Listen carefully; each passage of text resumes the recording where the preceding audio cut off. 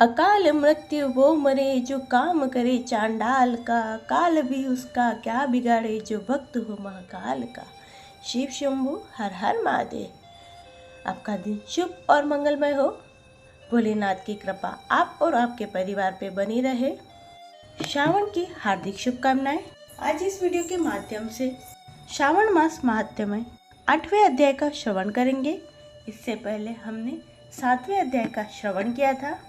7वें अध्याय में हमने मंगला गौरी व्रत का वर्णन सुना था। इससे पहले के अध्यायों का श्रवण आप हमारे चैनल पर कर सकते हैं। आज के अध्याय में श्रावण मास में किए जाने वाले बुध गुरु व्रत का वर्णन सुनेंगे। ईश्वर बोले, हे सनत कुमार, अब मैं समस्त पापों का नाश करने वाले बुध गुरु व्रत का वर्णन करूंगा, जिसे श्रद्धापूर्वक करके मनुष्य परम गति और सिद्धि को प्राप्त करता है। ब्रह्मा जी ने चंद्रमा को ब्राह्मणों के राजा के रूप में अभिषिक्त किया। किसी समय उसने रूप तथा यौवन से संपन्न तारा नामक गुरु पत्नी को देखा था। उसकी रूप संपदा से मोहित होकर वह काम के वशीभूत हो गए और उसे अपने घर में रख लिया। इस प्रकार बहुत दिन बीतने पर बुध नामक एक पुत्र हुआ, जो बुद्धिमान, सौंदर्यशाली तथा सभी शुभ लक्षणों से युक्त था। तब बृहस्पति को ज्ञात हुआ कि तारा चंद्रमा के घर में स्थित है। तब उन्होंने चंद्रमा से कहा कि मेरी पत्नी को वापस कर दो। अनेक तरह से समझाने पर भी जब चंद्रमा ने तारा को वापस नहीं किया, तब बृहस्पति ने देवताओं की सभा में जाकर देवराज इंद्र को यह वृत्तांत बतलाया और कहा, हे चक्र, आप देवताओं के राजा हैं, अतः अपनी आज्ञा से आप उसे दिलाए, अन्यथा उस चंद्रमा के द्वारा किया गया पाप आपको निसंदेह लगेगा। क्योंकि शास्त्र निर्णय के अनुसार प्रजा के द्वारा किए गए पाप राजा को लगता है और उन्हें उसका भोग करना पड़ता है। पुराण में भी ऐसा कहा गया कि दुर्बल का बल राजा होता है। गुरु का यह वचन सुनकर चंद्रमा ने कहा, मैं अपनी आज्ञा से तारा को दे दूंगा, किंतु इस पुत्र को नहीं दूंगा। शास्त्र के अनुसार विचार करके देवताओं ने उस बुध को चंद्रमा को दे दिया। इसके बाद गुरु को उदास देखकर देवताओं ने उन दोनों को वर प्रदान किया, हे चंद्र, अब तुम घर जाओ, ये तुम्हारा भी पुत्र है, बृहस्पति का भी है, ये तुम्हारा पुत्र ग्रहों में प्रतिष्ठित होगा। हे सुराचार्य, आप यह दूसरा भी शुभ वर ग्रहण कीजिए कि जो बुद्धिमान व्यक्ति आप दोनों बुध गुरु का व्रत मिलाकर करेगा, उसकी संपूर्ण बुद्धि होगी। वह सत्य है, इसमें संदेह नहीं है। शंकर जी के अत्यंत प्रिय इस श्रावण मास के आने पर जो लोग बुधवार तथा बृहस्पतिवार को पूजन व्रत करेंगे, उन्हें सिद्धि प्राप्त होगी। इस व्रत में दही तथा भात का नैवेद्य व्रत सिद्धि में मूल हेतु स्थान वेद से आप दोनों की मूर्ति लिखकर पूजन करने से भिन्न भिन्न फल प्राप्त होता है। यदि कोई हिंडोले के ऊपरी स्थान पर आप दोनों की मूर्ति लिखकर पूजन करे, तो वह सर्वगुण संपन्न तथा दीर्घायु पुत्र प्राप्त करेगा।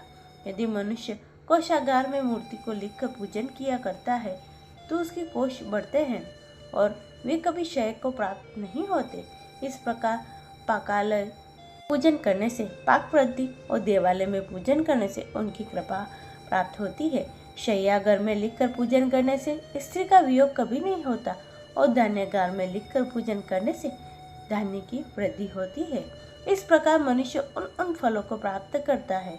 इस प्रकार 7 वर्ष तक करने के बाद इसका उद्यापन करना चाहिए।